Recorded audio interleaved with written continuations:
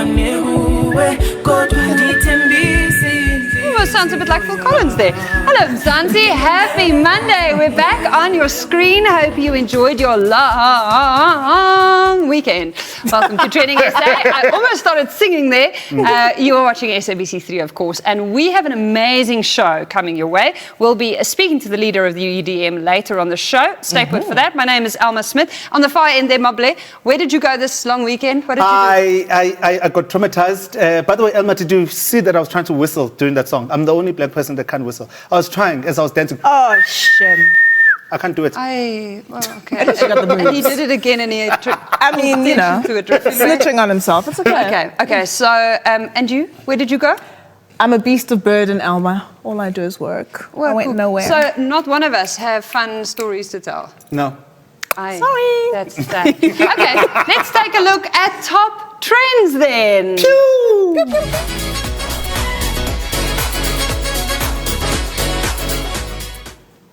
All right, so this story has been around for a while. Yeah.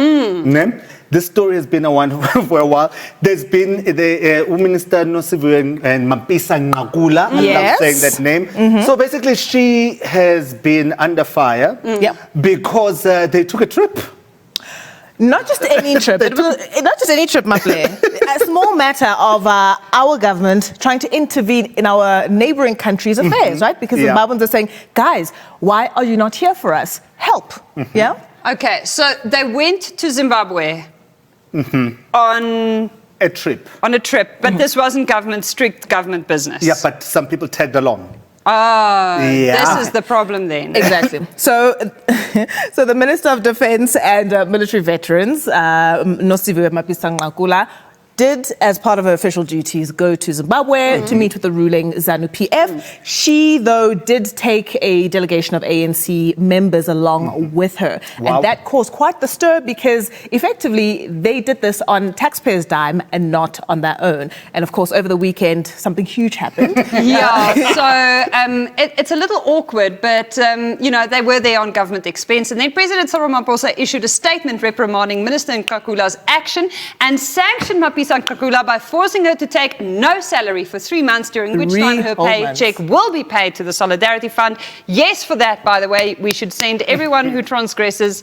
all of their money straight to the Solidarity Fund. So joining us to unpack the story is the independent South African political commentator and social activist, Jamie Mighti. How are you, sir? I'm doing well. How's everyone doing? Very well, thanks, we are surviving. We're getting our paycheck for the next 3 months. We're good. That's good. So we've seen this incident before with Stella Ndabeni-Abrahams during that elaborate lunch and that self-snitching photo during curfew, right? And now we're seeing the same narrative again with Minister Ngakula, and opposition parties are characterizing this punishment by the president as a slap on the wrist. Are these adequate measures by the president? So, look, I think that in the first instance, losing 200,000 rands a month is a significant amount of money to lose because it's not a small salary. And it's 3 months. So I think that in the context of what we're discussing here, that's actually a fair sanction. I think two things have been clarified by the president. Number one, the executive members' code was violated, that there is actually supposed to be a separation between party and state. Because if you recall, this was an ANC to ZANU-PF delegation. It was a party-to-party delegation, not an official, state-level representation. So it's fair for the president to say, look, you were offside, and beyond that to say you need to make this payment, and this is a large amount of money to make to the Solidarity Fund. So I think the minister is going to fill it. I think also the ANC has said that they will cover the cost of the flight. Okay. So in terms of damage done, I think all of the damage done has been repaired. There's been a sanction towards the minister. But has the damage done been repaired? Because this is forming a bit of a pattern that the ANC seems to think that they're a law unto themselves. This is a unique scenario that I'm not going to bracket with all of the other instances where people were just chilling at a party with their friends, violating COVID-19 regulations. You have in Zimbabwe a crisis of subjugation of citizens, corruption, as well as the violation of human rights. And the ANC was called upon by the global community and regional community to go and do something, to be seen, to be acting, because the consequences of the migration crisis are felt mostly in South Africa, but also in Botswana and Namibia. So I think what was done here was an oversight in terms of due process, because there was a lot of urgency to actually go, speak to ZANU-PF, get activists released, get journalists released, and to actually get the ZANU-PF military regime to play humanitarian ball. Yeah. But unfortunately, in doing that, that rush led to a bit of a mistake in terms of the process. So usually I'd be harsh on the ANC, but here I would be a little bit more soft on them. With the idea of advancing the cause for ordinary Zimbabweans, Jamie, should we be privy to those discussions? And is it right and fair for us to expect that delegation to meet not just with the ZANU-PF, but with the opposition MDC? Ideally, what should have happened is this should have been done through the Portfolio Committee for International Relations and Cooperation. That way, we would have had parliamentary oversight. But the ANC was trying to use a soft touch towards the ZANU-PF, almost as a warning before a formal action. Because once it gets into the hands of Parliament, you've got the DA, you've got the EFF, you've got all of the parties now involved, and then you can't be as soft and as bros as liberation movements ought to be, or generally are. But I do agree that the question you're asking is important. It's important for all of the actors to be addressed in Zimbabwe, civil society, oppositions, and the citizens on the streets. Thank you so much for joining us, Jamie. Really appreciate your input, and hopefully we'll speak to you again soon. Pleasure. Okay, when we return, we are covering some more of what has been trending on your timeline. Don't go anywhere.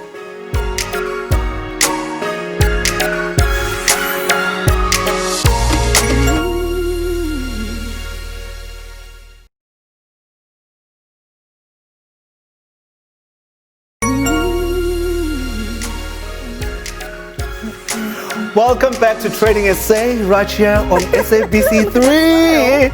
We're still doing top trends. Okay. Ne? My favorite thing to do on Okay. the show, top trends. So, guys, imagine you survive COVID. Ne? You survived the magwinya, cholesterol, and all the baking that was happening, only to be killed by an earthquake. I mean, the temerity of 2020 Where did is you get that word? unforgettable. I sit next to Refuele, so I know these words. By osmosis, no? It's Stick with me, kids. unforgettable. Stick with me. Okay? Over the weekend, Capetonians were baffled by a series of tremors which shook certain parts of the mother city on Saturday night and Sunday morning. Now, the Council for Geosciences basically told you to just calm down with your unfathomable and your temerity. Because this only measured 2.5 and 2.3 on the Richter scale, respectively. The 6.2 earthquake that you heard about was in the sea, far offshore. No tsunami alert, geen probleem. And 2.3 and 2.5 is basically like when you step on this floor too hard. It's not that bad. Do not cut my eye. Do not cut my eye. Sure. So I saw that the earthquake is there, and then Kaya Dlanga tweeted, I never felt this earthquake. Now, our resident troll, Mr. Caesar Dloma, said, earthquakes affect tall structures mostly. Whoa. Aren't they friends? With friends like this, okay? Shame, I don't know. Listen, if you want a new friend, Kaya, I'm here for you. I'll be your shoulder to cry on. You and him both very tall. I am offering my friendship. Yeah. All right, so there's another one. There is another one. So our mayor wants to name William Nicol after Winnie Madikizela Mandela. So the nice thing is this, Mayor Jeff Makubo has opened it up. There is a public participation process that's open. You can put in your thoughts about whether or not William Nicol Drive should now be changed to Winnie Madikizela Mandela Drive. And just a bit of background, right? The road was actually named after Dutch Reform Minister and Transvaal administrator at the time of construction. So that, finally, if you're asking, is who William Nicol is. Yeah. But the thing is that we have all been swearing at William Nicol. Everyone who lives in Gauteng have been saying bad things about William Nicol for so long. Does Jeff Makubo not like Winnie? Is that why? For me, listen, I hate the fact that Umamwini has to be associated with Fourways. It's bad enough that the entire suburb of Fourways, it's bad enough that she's buried there. You know what I'm saying? Mm-hmm. Like for me, I just think, no, let's pick a nicer place, like 7th Avenue. That's Winnie Mandela's Avenue. Where the drinks and the food are popping you know, off. something that we all love. Nobody loves William Nicol. Yeah, I feel like maybe name a primary school after her, somewhere fun, like a shopping centre, even the Cape Town. Or even just a beautiful natural phenomenon. It doesn't always have to be a road, guys. You know, You like mustn't say things like that. People are going to start thinking you want to rename Table Mountain, and then You're onto something. Guys, Noma. Guys, see, for me, I say 7th Avenue. Okay. Or we do Malibongwe. That's a nice place. Like, that's a nice road. What did Malibongwe is already No, done? Leafy, Malibongwe is near Jolny. Have you never sat on that road for an hour and a half? You will No, cry. guys, it's better than William Nicol. There's traffic on Sundays at William Nicol. We'll caucus this off Yeah. air and we'll come back with some suggestions. All right, so next time. after the break, we will be joined by General Bantu Holomisa. Ndakunceda wena. Ndakunceda ungena license. You don't want to miss that. See you after the break.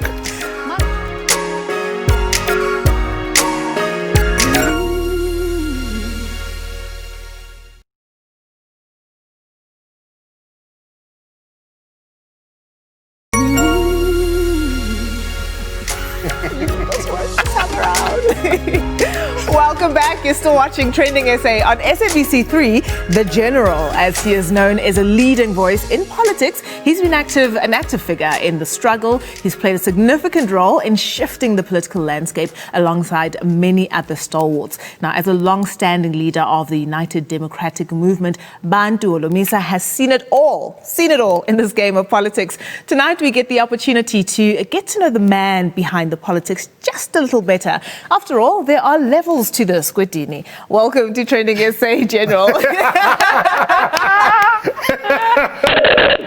The levels. General, So much for your time today. you recently turned 65, right? I just want to know, did you receive any interesting gifts from family and friends? Especially Ugwede Mantashe, since wamncede ngena license. Yeah, or the young man. Otherwise, I did get gifts from my family, and I enjoyed the day. As far as the license is concerned, it was not Gwede.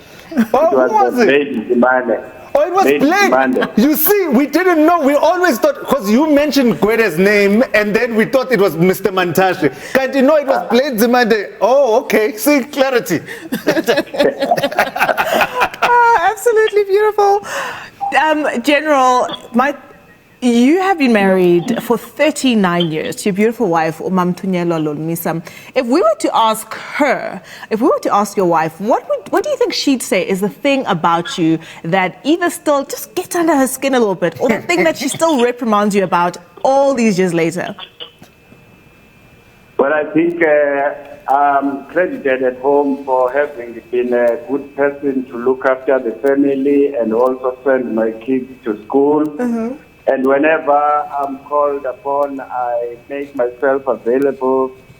Although at times this kind of work we do, you need to have a partner who is understanding, because at times you are called on urgent basis and you have to take your suitcase and leave. Yeah. But I'm thankful to her. And so you should be. It's beautiful to see people with long, happy marriages. Now, you are quite the firecracker in Parliament, though.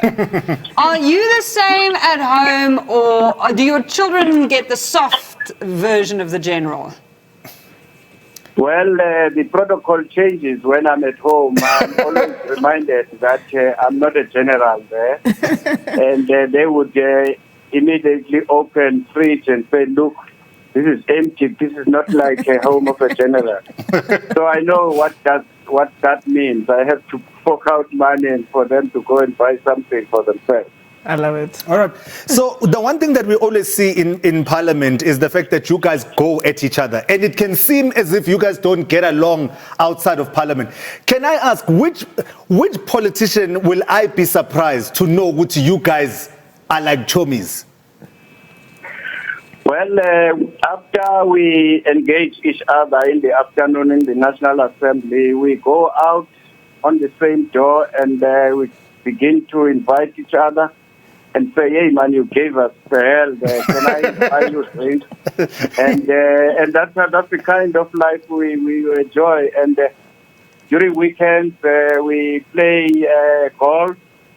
And normally when we tee off there, I always say, hey, this bunch of ANC thieves, Lamasela, ANC Ngale, and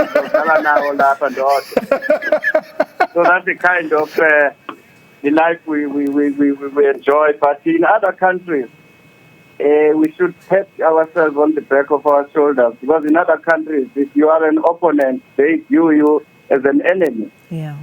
Okay. So you've been in politics for years and we've witnessed the landscape evolve.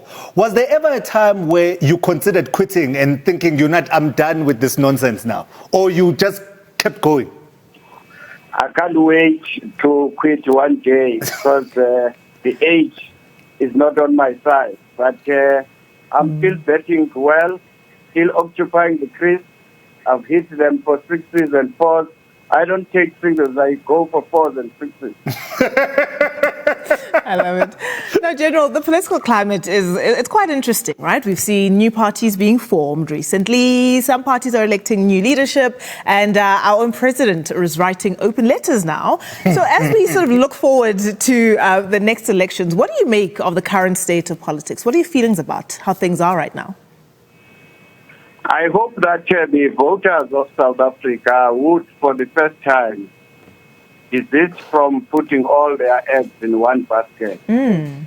We need to make sure that we build a government of coalitions, or alternatively, people must understand that one-party dominance breeds corruption, as we are witnessing right now.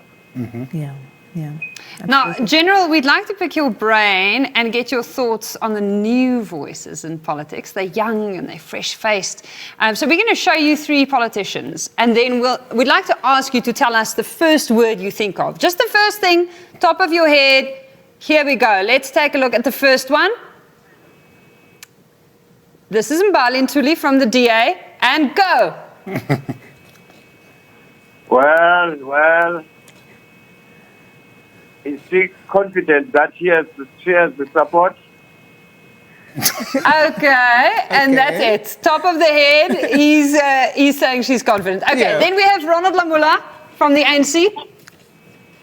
Well, he's an up-and-coming young man, and he seems to be a measured politician, and he knows what he is doing.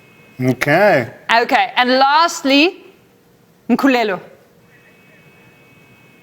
Hlengwa has rose quickly, and I think he's maturing well. He has matured. In fact, the fact that he has been given a task to look after the finances of this country, especially those who misuse funds, we should salute him. So now, I just want to sneak in one quick rugby question, please. Oh, there we go. General, you're the former vice captain of the parliamentary rugby squad, and I know you were tweeting all in caps locks even last year about strong feelings about Elton Jantjies. Rassie should start him at fly half. This weekend, we'll see Elton back on the pitch in a green jersey in the green and gold match. The Springboks playing in this weird new initiative. Are you team green? Are you still backing Elton, or are you feeling team gold looks stronger? Well, I didn't see the side because I've been traveling between the Eastern Cape and all over the show. But Jantjies, you can't be sure that you will beat the team which he leads. He's a good player. He is a good player. Absolutely. Well, we're gonna stretch this sports analogy metaphor issue. You're often called the Jomason of the United Democratic Movement. Where's the young talent? How do you feel about this? Succession plan, General. You will be surprised that the deputy president of the UDM is a very young person, Nabayom Zikwangwa, a very eloquent individual, a matured young man. Yeah. And I've given him a task to produce more of himself, many Nabayom Zikwangwas. And so far we have managed to line up some of the young professionals, and our researchers got masters, they are young. Yeah. So we are getting there. All right. Mina General, what I want to know, you're a man of discipline, and I've seen you on that podium. You do not play. So I want to know, General, with these boys from Naturena who are very ill-disciplined, we saw them just lose the league right there. And do you believe that Kevin Hunt will actually be able to whip them into shape and will actually get the league sometime soon? I wish I was a Sangoma. There we go. But on a serious note, I think we are fortunate that we have this coach which has been supported or call it appointed by the fans. Because if you were monitoring the social media, it was supporters who were calling for Gavin to come and build the Kaizer Chiefs. It's unfortunate that the old coach lowered his guards at the last minute and his team. And hopefully Gavin will make sure that the speed is the essence when you are playing, and over and above that, he believes in scoring goals. That philosophy, we will never beat it. Thank you so much, General. It was great to have you on the show. We'll speak to you again as soon as he salutes. Tomorrow we speak to Kanti Pai to unpack our economical matters and how it will directly affect your pocket. You don't want to miss out on this one. It's going to be educational. We'll see you at 6 p.m. right here on SABC3. Good night.